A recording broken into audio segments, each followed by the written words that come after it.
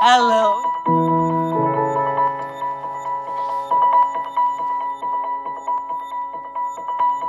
Peaceful.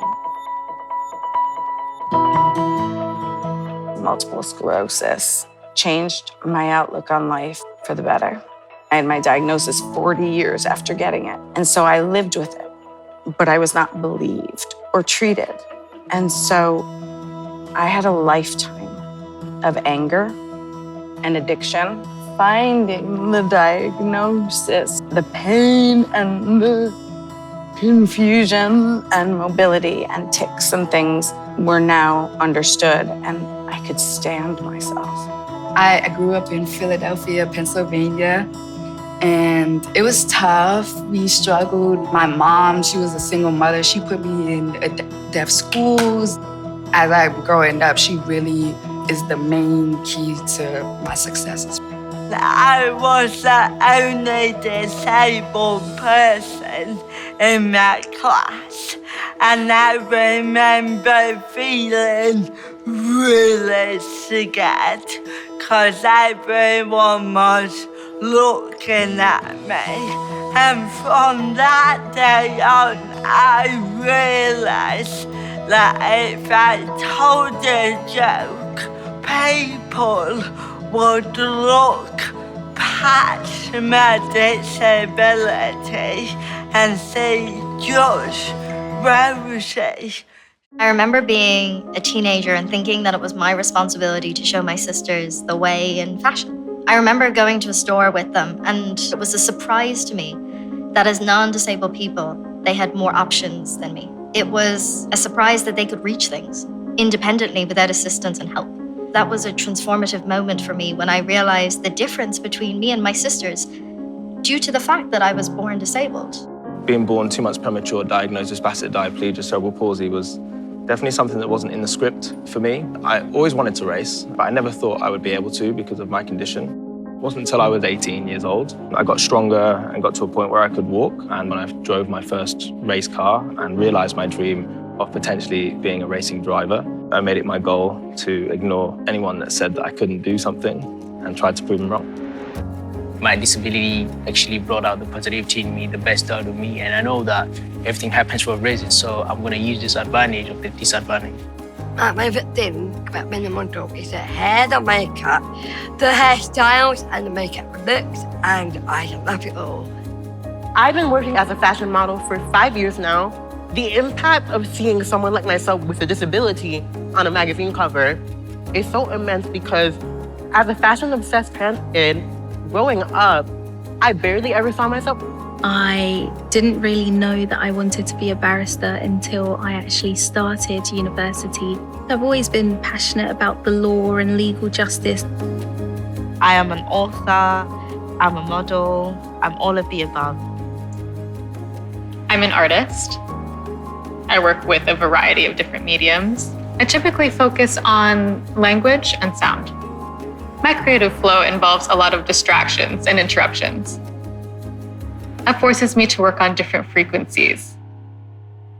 And that gives me a lot of creativity.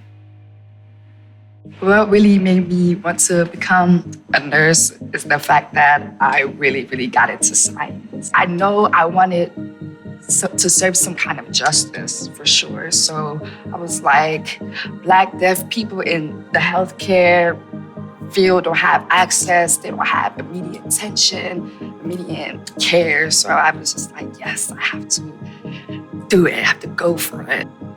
I have a system of learning choreography. It takes me like 5 times more than any other able bodies around me.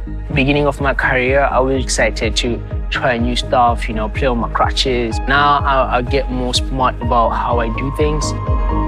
Through my jokes, I can literally feel the audience change their view on what a woman is, what a gay person is, what a disabled person is.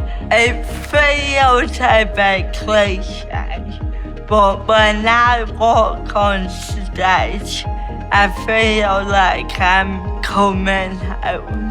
At the Super Bowl, I had the greatest honor of being the first deaf woman to perform the Black National Anthem. That was a really special moment. I also did Rihanna's Super Bowl halftime show. I knew I wanted to make a loud bang. I wanted hearing people to feel what deaf people felt. They felt it for sure.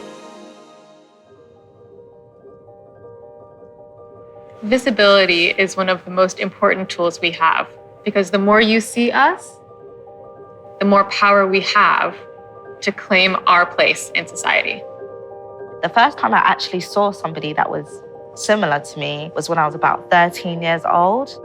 The moment that I did see that, it made me feel like there is people like me and it's okay to be different. Everyone deserves to see themselves and feel like they have a space in the world. Representation doesn't just belong to one type of person, it belongs to everyone.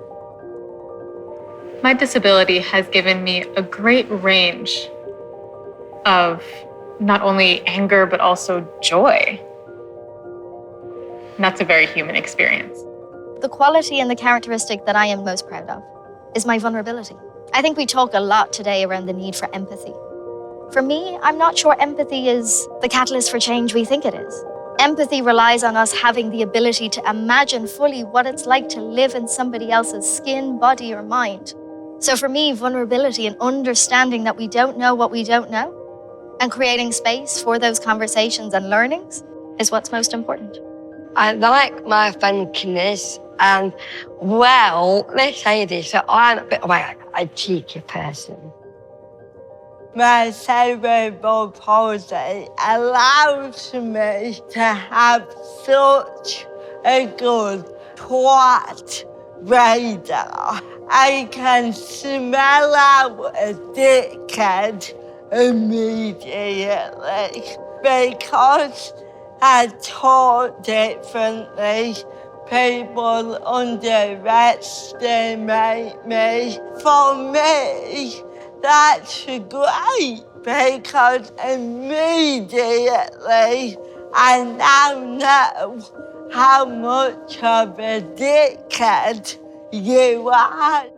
The change which I hope to bring about is changing the image of what your typical barrister looks like. I hope to be able to be more representative of the society that we live in today. We are in a better place than ever to make strategic decisions to create systemic change. But I think we must always be mindful of the ways in which we continue to deprioritize this work, make people invisible and voiceless. And really, for me, the moment that we're at now is ensuring that everybody knows that this is their responsibility and opportunity.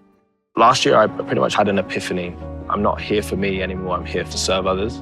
My legacy would be to try and make the world easier for disabled people to live in.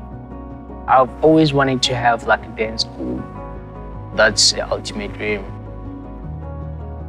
My most wished for legacy would be to think that I brought some caring into the world. A lot of people think disabled people might not be naughty, sexy, funny, love expensive clothes they can't afford.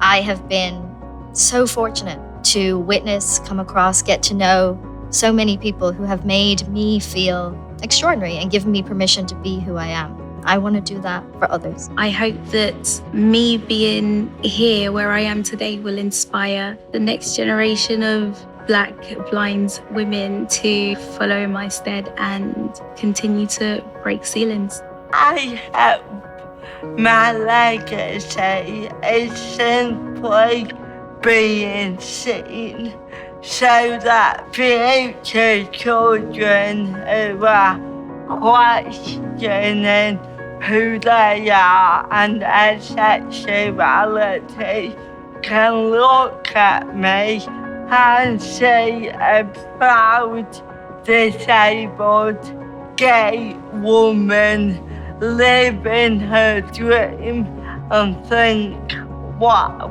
if she can do that, I can be whoever I want to be. I want my legacy to be a very positive one where I have showed the next generation that it's important to include everybody. I really, really want to make sign language global. Because if everybody in the world knew signs, everybody could talk to each other. And we would literally be a closer world. My disability has taught me to be me and not to be scared. Never give up. Be who you are and smile all the way through the life. I can say unequivocally that the disabled or chronic illness community or others have taught me almost every honorable quality I now possess. So I hope we all listen. I hope we all care. I hope we can all feel beautiful.